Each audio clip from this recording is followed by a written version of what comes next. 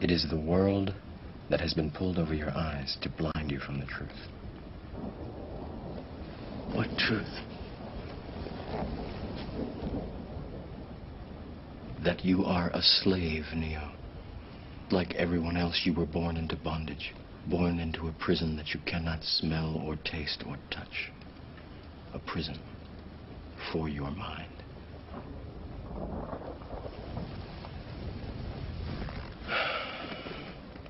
Unfortunately, no one can be told what the Matrix is.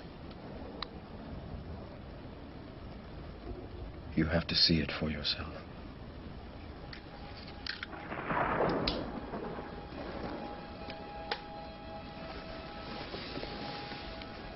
This is your last chance. After this, there is no turning back. You take the blue pill, the story ends. You wake up in your bed and believe whatever you want to believe. You take the red pill, you stay in Wonderland, and I show you how deep the rabbit hole goes.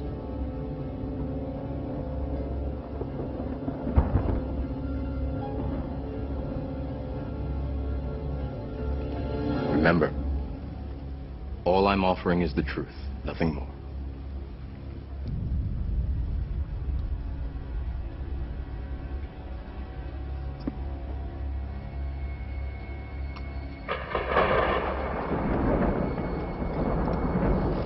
Follow me.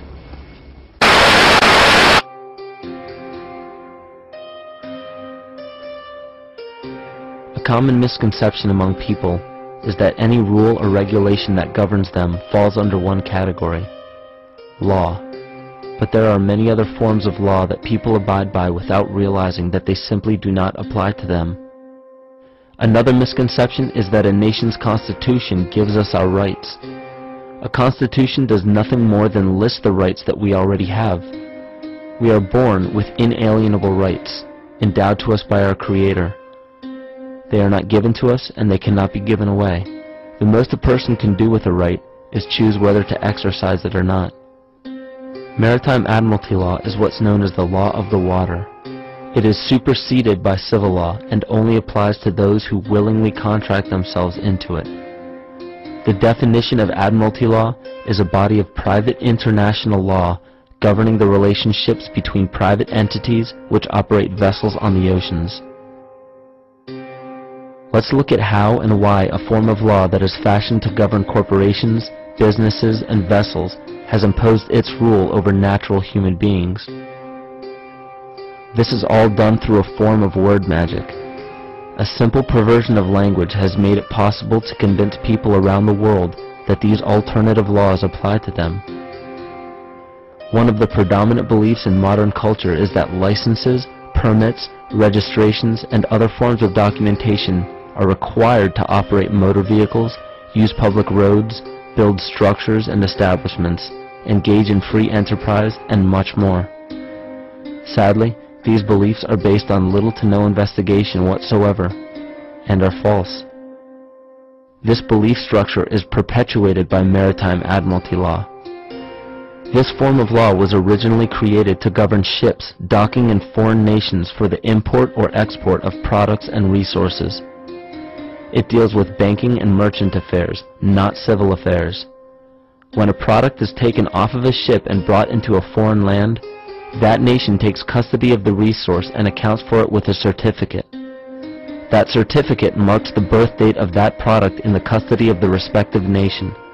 Think of why it is supposedly required to have a certificate of live birth in the first place.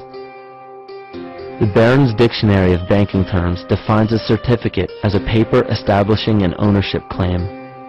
So right there, we notice that everyone with a birth certificate is defined as being owned. People are used as collateral with other nations because the U.S. is bankrupt.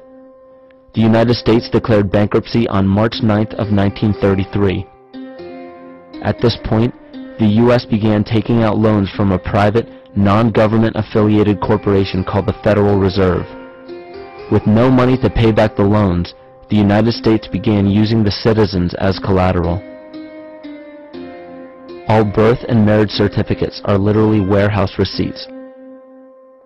Just look at the similarities of warehouse receipts and birth certificates. Both document the date of issue, a serial number, registration number or receipt number, a description of the product, and an authorized informant to notify the appropriate government agency.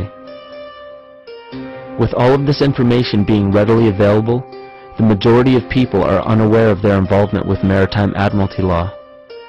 This is possible through the manipulation of language.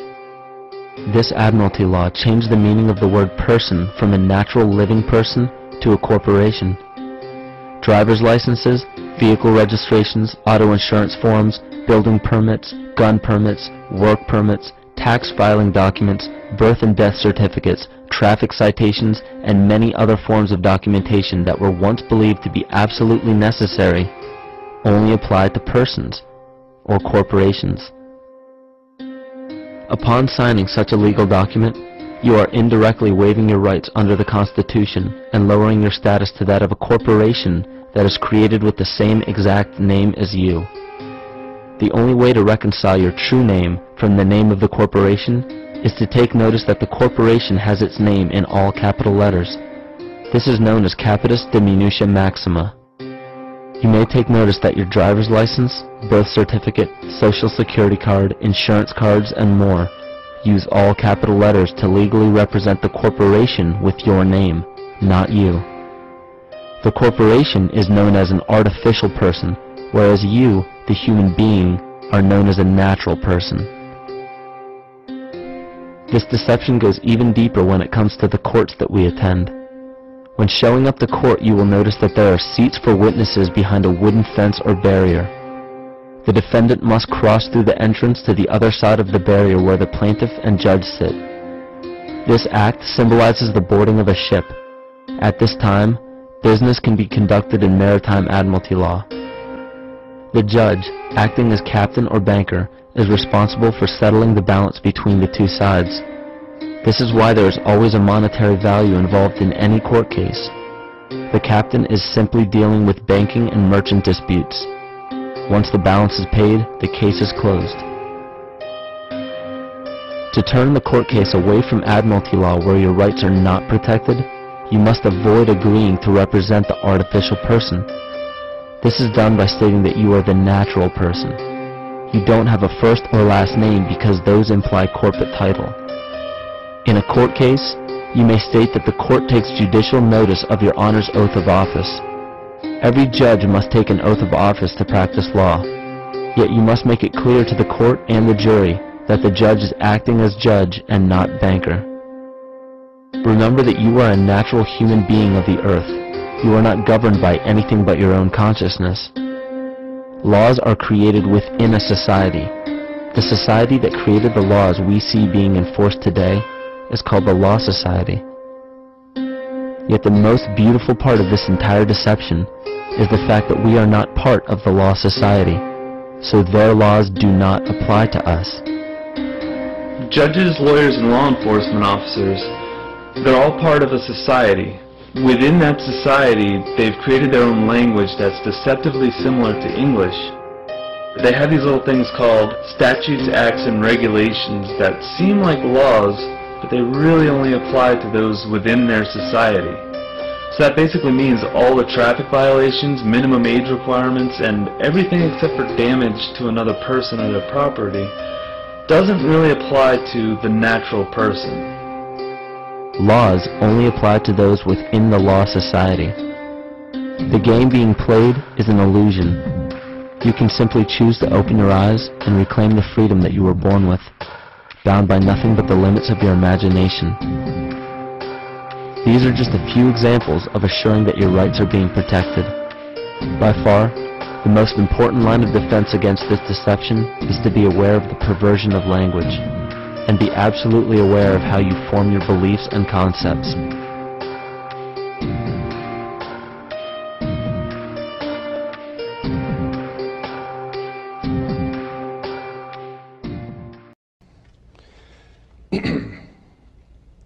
Understanding words is what you really need to start doing. You need to start doing your homework and understanding words. If you put an S in front of words, it becomes swords. And that's what words are. They're cutting. They can cause you great trouble. Humans are word-controlled creatures. So we need to establish what words mean.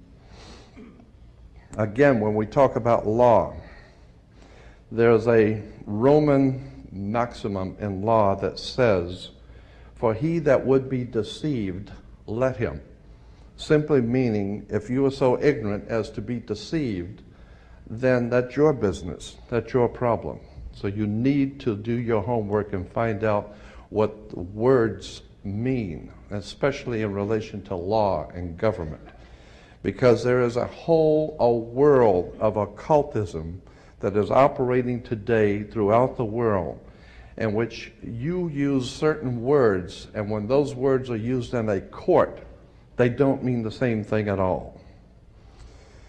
Understanding law and the words of law, there are two things that this planet has: water and earth, water and land. Consequently, there are two kinds of law: the law of the land and the law of water. You've heard the term law of the land, but in point of fact, that's precisely what this word means, law of the land, because it is the people who live on land. And that is opposed to something else called the law of the high seas, or the law of water. You need to understand the difference. The law of the land is the law of the culture that lives on the land. And so consequently, the law of the land is different in every country. You can do things in America you can't do in Russia. You can do things in Africa you can't do in England. So the law of the land is the law of the culture that lives on that particular land. However, there is a higher law that dominates the entire world. It's called the law of the water, or the law of the high seas. The law of water is referred to as the law of money. It doesn't matter what color you are, where you're from, or where you live. Money is money.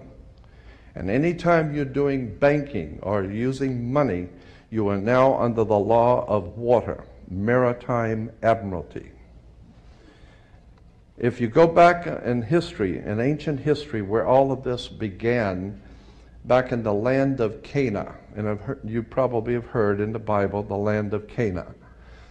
The Canaanites were Phoenician bloodline, and in the ancient Phoenician language, Cana meant merchant banker.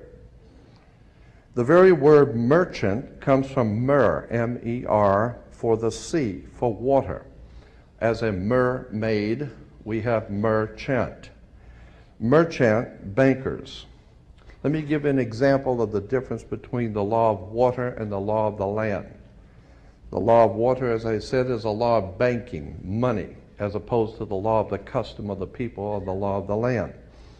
The Statue of Liberty must be put in water. It could not be put on American land as such. It had to be put in the harbor, because it's not the statue of freedom. It's a statue of liberty. Liberty is what a sailor gets when he pulls into port on a ship. He gets liberty. He's not free. So America is not the land of the free and the home of the brave. We're not free or brave, period. We're not free. This is not a free country. Now let me give you an example of how this law of the water works. Why is it that you have to go to court? People are always concerned about going to court. You go to court because you play basketball and tennis on a court. How do you play tennis on a court? You play with a racket. Why? Because that's what it is. It's a racket. And make no mistake, they do not pick words by chance. These words are very serious. They do not use words in terms with no avail. These words are very important. When you go into a court, what's the idea of going to court? It's a game, like basketball. The whole idea in a court is to put the ball back in the other guy's court. One team gets up and they throw the ball over to that team of lawyers. That team gets up and throws the ball back into their court. And consequently, it's a ball game. And the judge is wearing a black robe, so he is the referee. The judge is the referee. He doesn't care which side wins or loses because he's going to get paid anyway. So he couldn't care less. He's merely there as a referee, and that's why he wears a black robe. And that's another interesting subject we can get into later. But the judge is a referee between two teams. The judge, we are told, rules from the bench. The word bench in Latin is a bank. Therefore, the judge rules for the bank. Where do you find banks? You find banks on both sides of a river. They're called river banks. And what does a river bank do? It directs the flow of the current sea. The juice. Consequently, your money is currency because it's the flow, the cash flow. And I'll give you an example of how this works. When a ship pulls into a harbor, all ships are referred to as female. Airships, rocket ships, sailing ships are always female. Why? There's a very good reason. Maritime Admiralty banking law says all ships are female because they're carrying items. They're carrying items for money, and so consequently they are under Maritime Admiralty law. Admiralty is where we get the word admiral, admiral of the Navy. Let me give you an example of how this works. When a ship pulls into harbor, it parks at the dock, and it ties off at the dock. The captain has to provide for the port authorities a certificate of manifest, because yesterday the ship was not here, but this morning the ship pulled in, so it has manifested. So consequently, all the products, the $800 million worth of TVs or Toyotas, have manifested. So each one of those items coming off of that ship has come off of water. And each end they has come in a ship. And consequently, on a ship, all ships have a captain. The word captain comes from a Latin word capital, money. So the captain represents the money that's on board the ship. And as I said, the captain has to present to the port authorities a certificate of manifest for each and every item. How much does it weigh? What color is it? How many doors does it have? Etc. And consequently, the captain presents a certificate of manifest.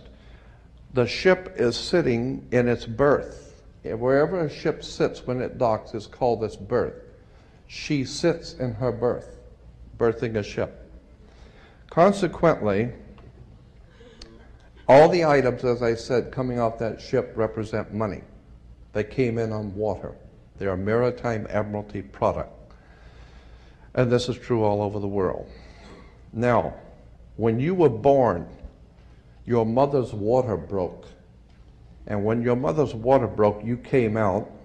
And this is why you have to have a birth certificate, because you are a Maritime Admiralty product under international law. You are considered, your body is considered a Maritime Admiralty product. Your mother delivered you. This is why if you go to Sears and buy a refrigerator, they will ship it to you.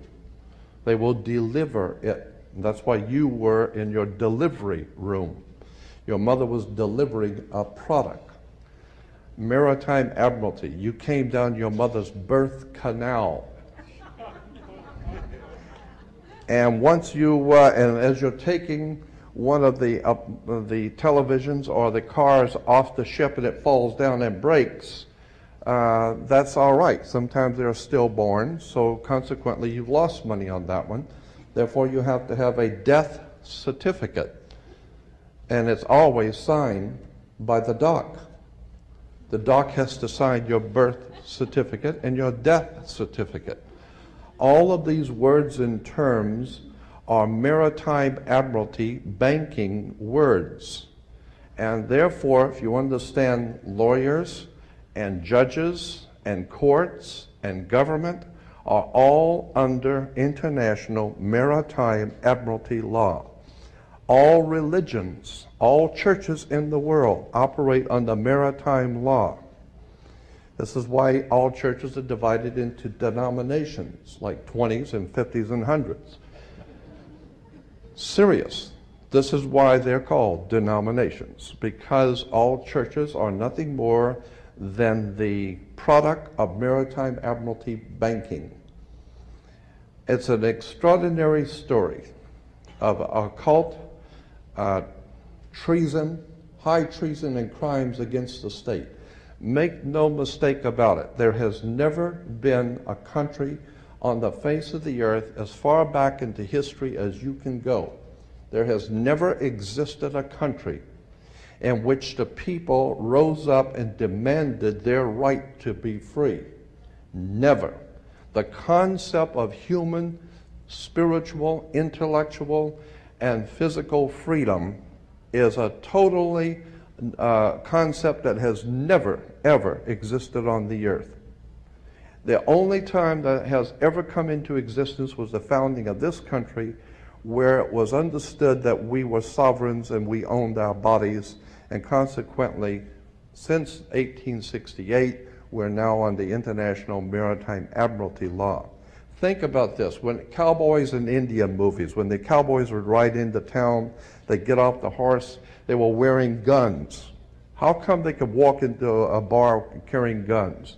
And if two guys got in an argument, they could go out on the street and draw on each other in front of the sheriff's office, and the sheriff would do nothing. How come? How come that men could go out in the street and shoot each other in front of everyone and had nothing be done about it? The reason why is because before 1868, all Americans were considered sovereigns. And that's one of the nice things about being a sovereign, is you have the right to be yourself.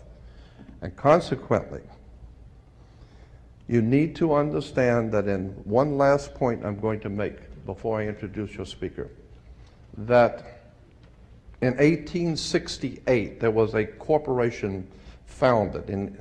Anyone can incorporate a company. Well, in 1868 there was a company incorporated. And in that particular company, the founders of that company called it, they referred to it as the United States Corporation. And they stipulated that anybody who would be a member of that corporation or work for that corporation would be called not an employee, but a citizen. So today, if you are asked, are you a citizen of the United States, what you think you're being asked is, are you lawfully in this country to do business? That's not lawfully what's being asked.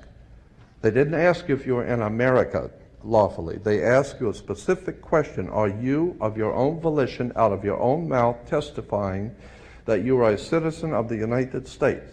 Because in that way, citizen of the United States means you are an employee of a foreign corporation operating on international maritime law. So today, the President of the United States is the President of a privately owned company. The company is called United States. And the word president is always a word that is used in corporate law. Banks have presidents. All companies have presidents. So there's a corporation called United States, privately owned, and it has a president. President Bush is not the president of America. President Bush is the president of a privately owned company. Privately owned, out of England. And you need to understand words and terms. Because I believe that there is a divine presence in the universe that men call God, and one day that divine presence is going to move on the earth, and we're going to see freedom come back to this world. And when it does, you're going to need to understand words and terms and how they have been used to trick you.